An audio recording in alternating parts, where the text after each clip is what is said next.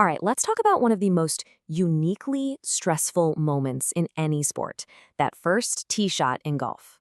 For the next few minutes, we're going to build a complete mental playbook, step by step, to help you turn that moment of high pressure into one of pure, confident performance.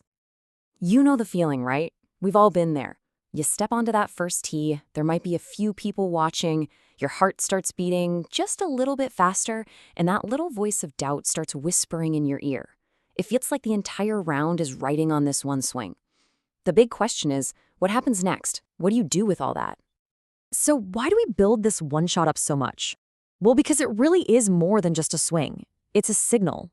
It's the very first message you send to your body, to your nervous system, and to your own competitive mind. It sets the tone for the entire day, either creating a wave of confidence you can ride for the next 4 hours, or a current of doubt you have to fight against. And this quote, man, it just nails it.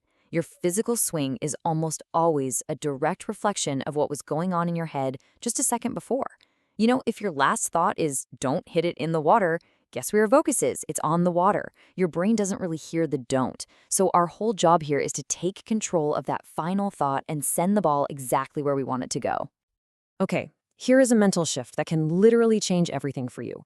Your routine doesn't start when you're standing over the ball. It starts the moment you begin walking to the tee box. We have to reframe this walk. This isn't some walk of dread. It's a walk to an opportunity. This is where you start taking control. So, how do we turn this walk into a weapon? It's 3 simple things. First, walk with purpose. I mean, head up, shoulders back. This isn't just about faking it. Your posture sends a direct signal to your brain to actually feel more confident. Second, breathe.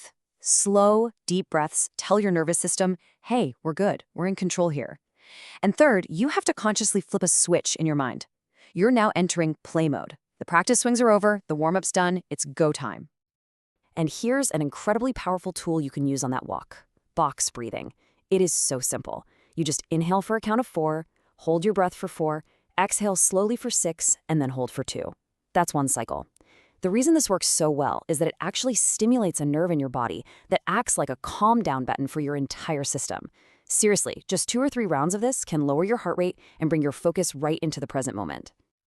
All right, so you've walked to the tee, you're feeling more calm and in control. Now welcome to what we call the think box. This is your designated mental space, and it exists behind the golf ball. This is a dedicated zone for all of your analysis, your planning, and your decision making.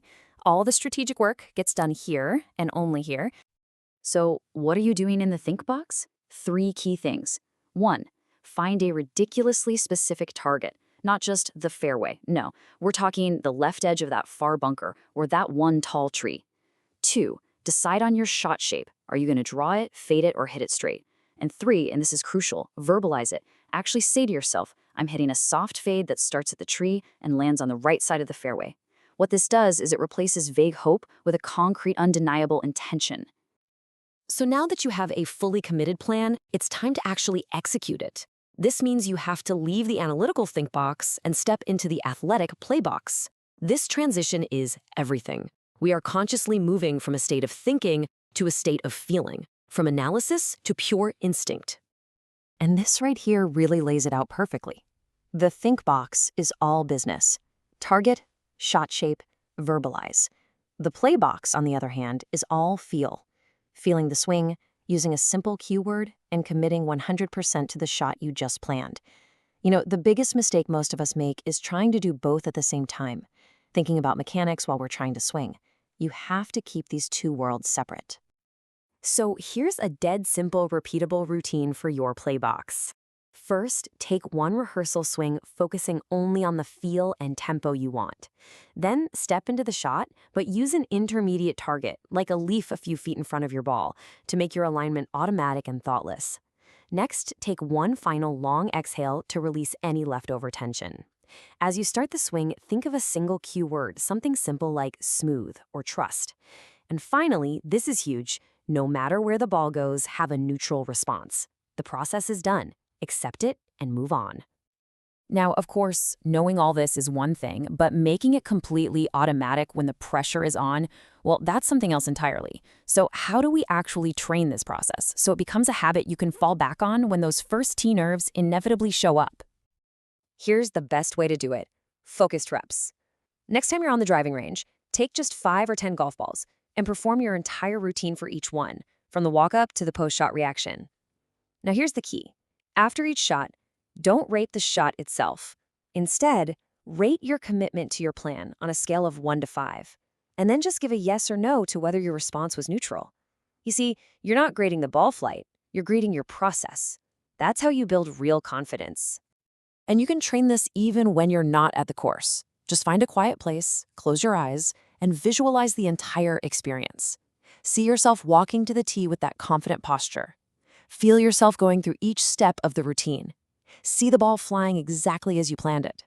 This kind of mental rehearsal builds a ton of familiarity and calm for when it's time to do it for real.